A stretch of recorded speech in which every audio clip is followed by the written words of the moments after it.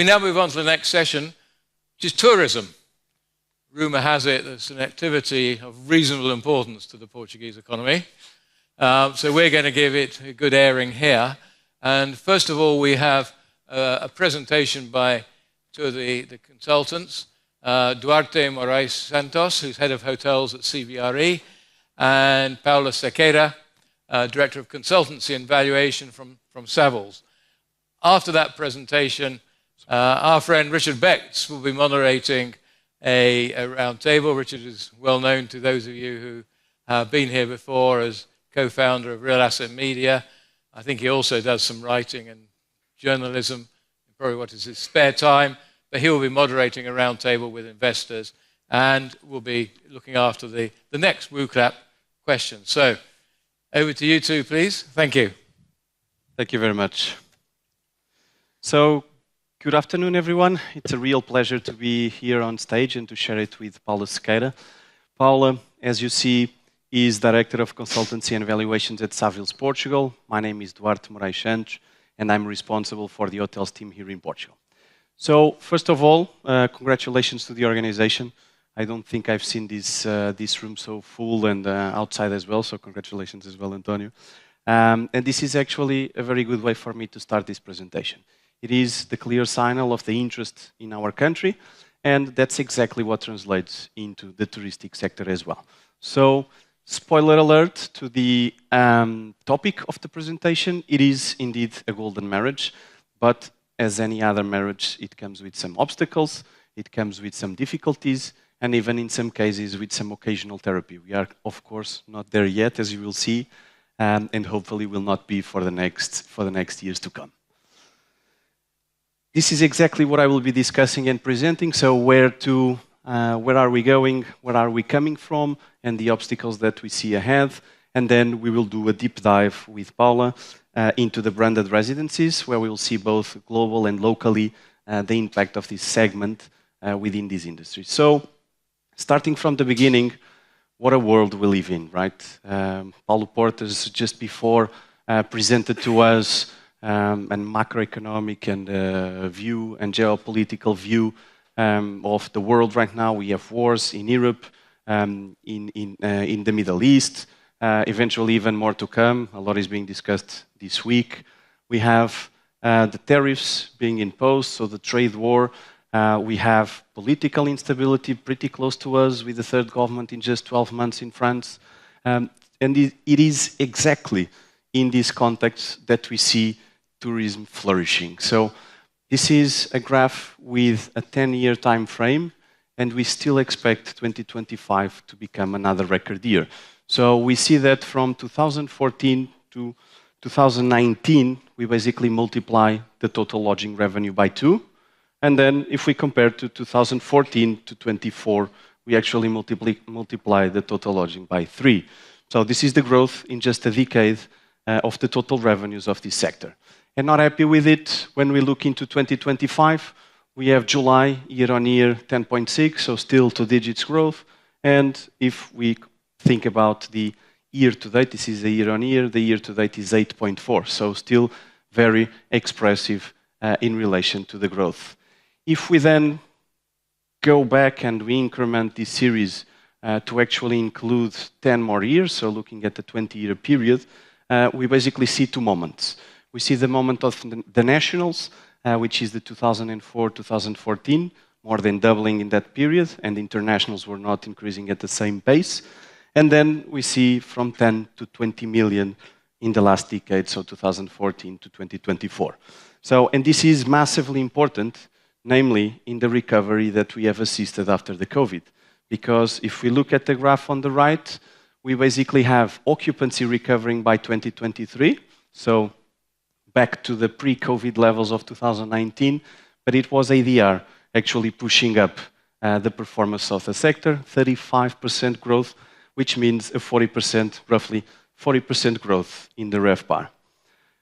Regionally, if we now look into the details of each of the regions, basically in this graph we have on the horizontal axis, we have the supply, okay? Then on the vertical axis, we have RevPAR, so the performance. and the bubbles that we see in the graph are basically the demand. So if we fast forward to 2024 from 2019, we basically see two things. The majority of the bubbles went to the right, which means an increase in supply, but at the same time, demand increased so much that the performance was actually improving in the majority of the regions, and that's the movement of the bubble basically going up. Of course, there's regions like Madeira that saw a very limited increase in supply in this period, and therefore it's probably the one that increments the most in terms of the RevPAR change, but it is a reality as well in the majority of the regions, and this is just 2019 to 2024. We have talked about revenues, we have talked about supply, and here in this graph we bring costs as well into the equation. So this is the Bank of Portugal information up to 2023, so still the 2024 is not available. But basically what we see is that despite of the rising costs that the sector is definitely facing, namely in terms of staff, the truth is that the revenues increased even further. And because of that, the profitability of the sector improved by 7 percentage points to 33% EBITDA margin in this period just post-COVID. So, I mean, comes as no surprise that CBRE conducts a study, actually a survey, at the beginning of each year with the intentions of the investors in the hotel segment. And it came, Portugal actually came third, just behind Spain and Italy, that also went up. And we came from the 7th place to the 3rd place.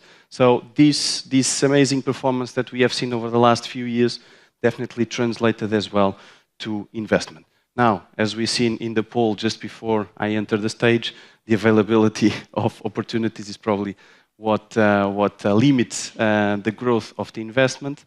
But talking about numbers, in this graph we have the hotel investment only, and we see basically two moments, a pre-2019 and a post-2019.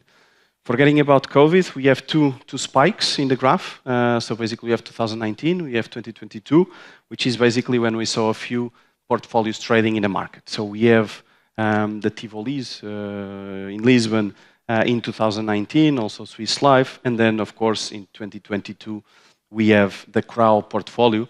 There was as well a very important transaction to our market. We then see a decrease in absolute terms to around 600 million of total investment, but it is important to say that it happens in a period where the interest rates went up and therefore the entire commercial real estate market went down as well.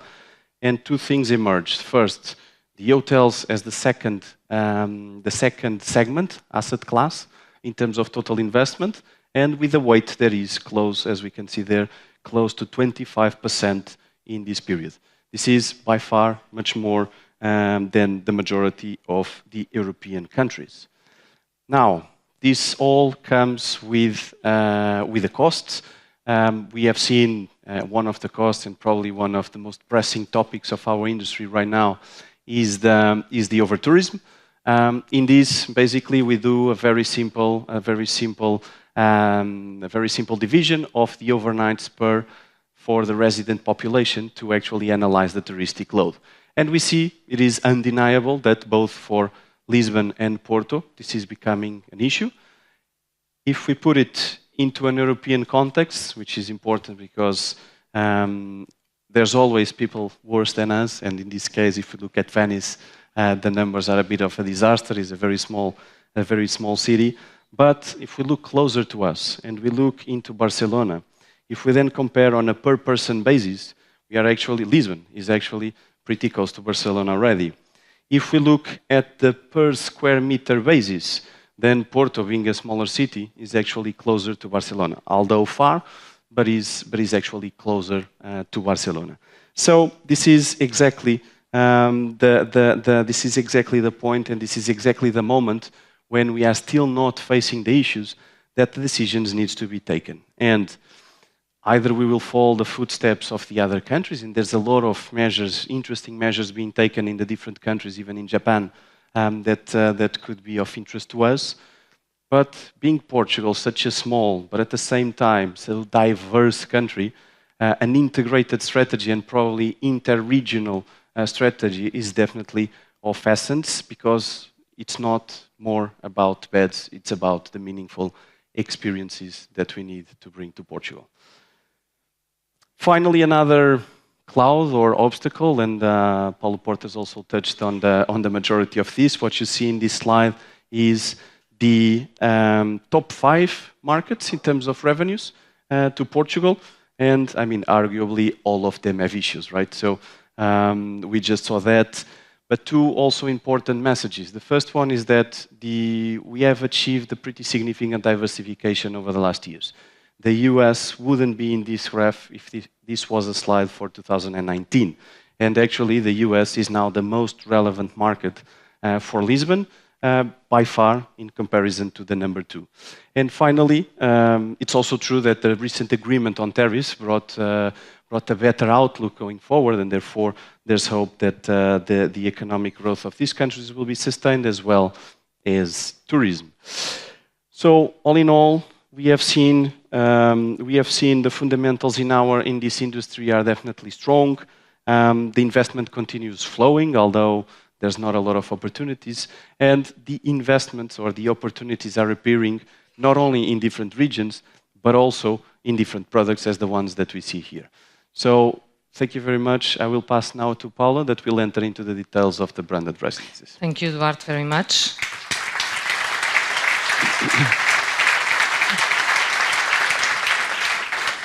It was a pleasure to divide the stage with Eduardo, and it's a pleasure to be here once again, so thank you for that. I will try to keep the message of the golden marriage. Entering now in the branded residences presentation, what is deriving the interest is the growing appetite for luxury second home. And one of the reasons, 2 of the main reasons for this is the increasing globalization of regions and cities, and also the increasing in the purchasing power of the high net individuals all over around the world. This came from the latest study from UBS on the wealth report from 2025, and clearly it stated that millionaires keep increasing. On an overall basis all around the world, the entire world, the individuals increase by 3.4%. But if you look at this, is really interesting. If you look at the fortunes above 5 million, it increased 8.2%.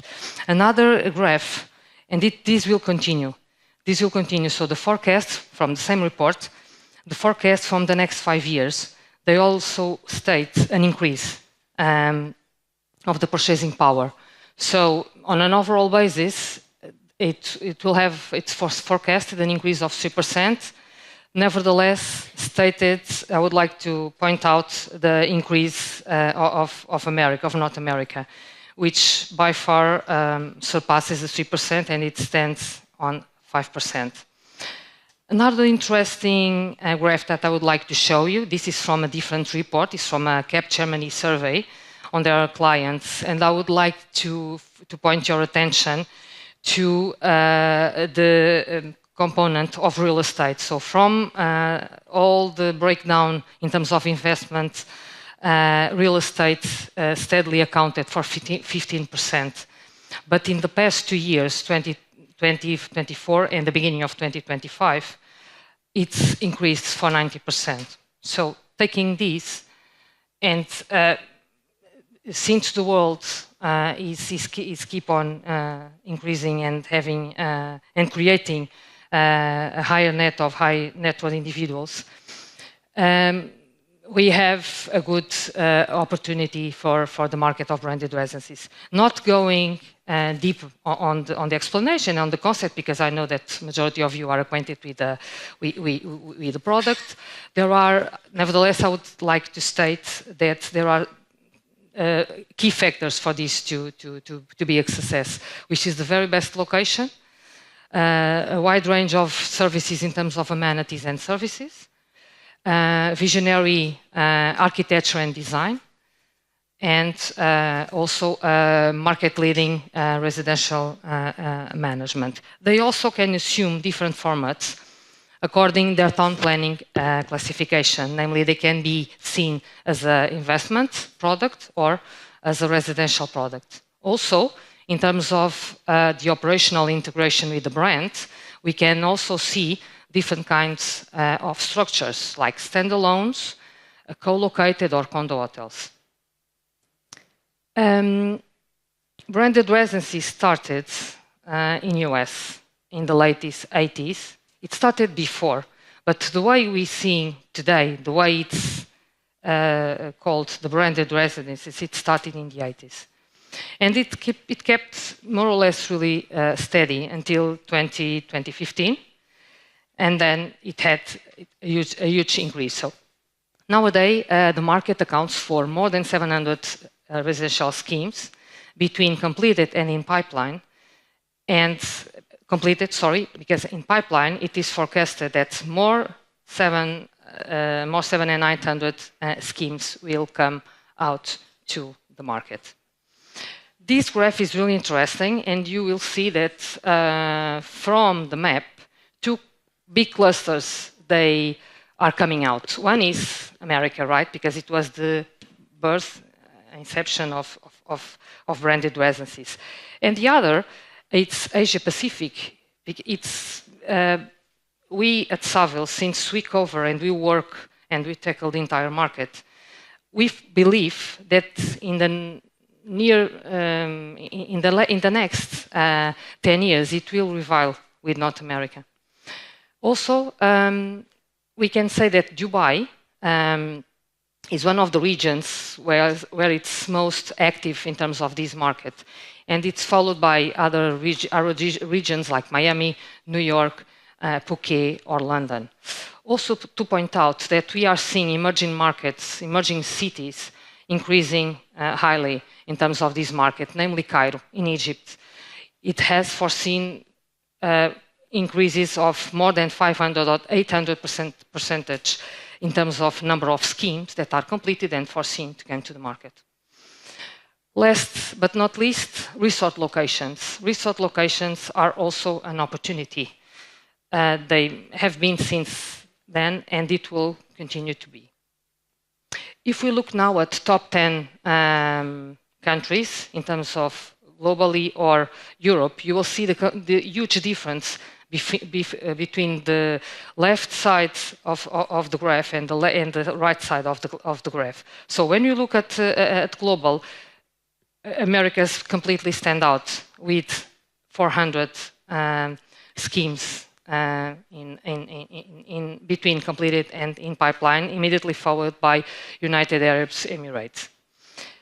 If you look at Europe, first place and second place are occupied by Turkey with 40 schemes and the United Kingdom with 30 schemes. But what is interesting is the place of Spain and Portugal. They are at the same pace. They will be at the same pace at the end of the next 5 years with 25, more or less 25 schemes between completed and in pipeline. The difference is that Spain is already ahead in terms of completed schemes, but Portugal, when compared to Spain, has the largest pipeline. When we look at the positioning of those kinds of schemes in terms of branded positioning, we will see that 79% of the operating brands are luxury brands, are hotel brands. From the hotel brands cluster, in terms of 75% of the market, two-thirds of those are luxury focused. From the 21% of the remaining market, which is non-life, which is non-hotel brands, lifestyle brands, they can come out from automotive, fashion, design, and they are foreseen to increase in the near future. Now, looking at Portugal, and why is Portugal become bigger and bigger opportunity and seen as a place to invest and to move ahead with branded residences scheme.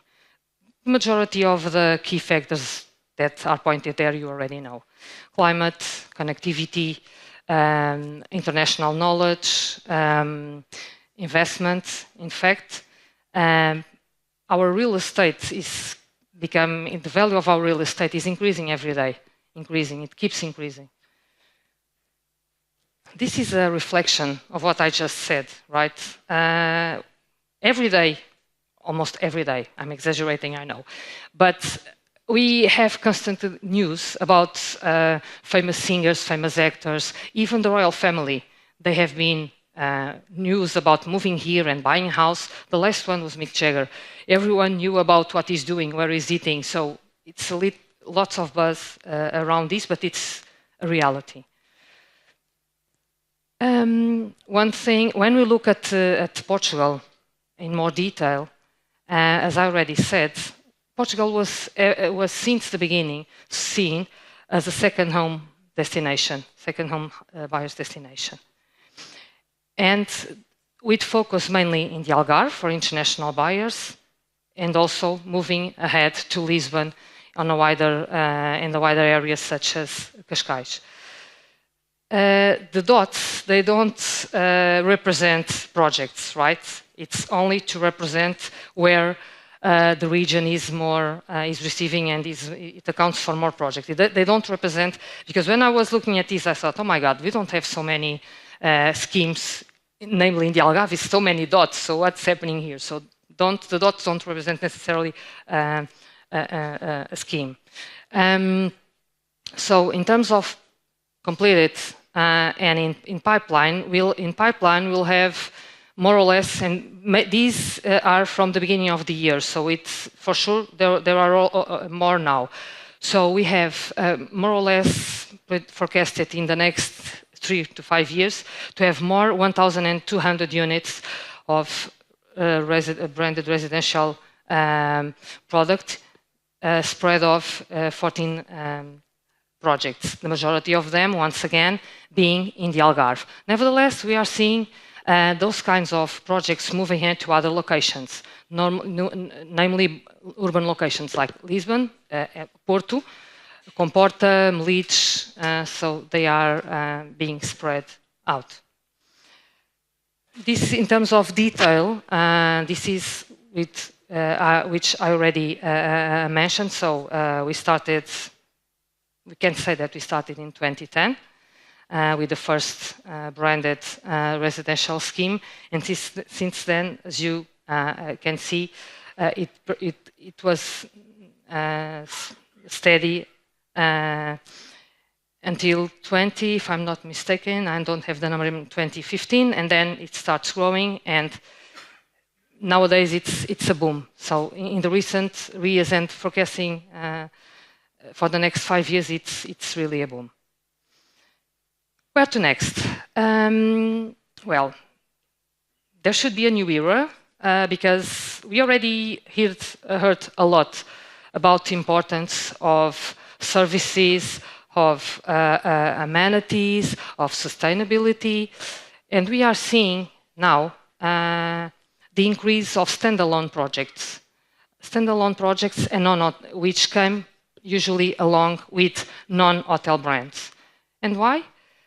Because there are some people that prefer, the buyers prefer, and there are some opinions that they are more private, and they don't, the final users, they don't need to share the services with the hotel guests. There is an opinion, there are different opinions on the market, but there is something that it's increasing, that kind of opinion, as long as the non-hotel brands that are also coming to the market. And regarding that, it's foreseen that 60 new brands will enter the market in the next 5 years in completely different geographies. So that's it. Nevertheless, I think the message is the same as Duarte. Yes, it's a golden marriage, and it's here to stay, and it will have room to grow. Thank you very much.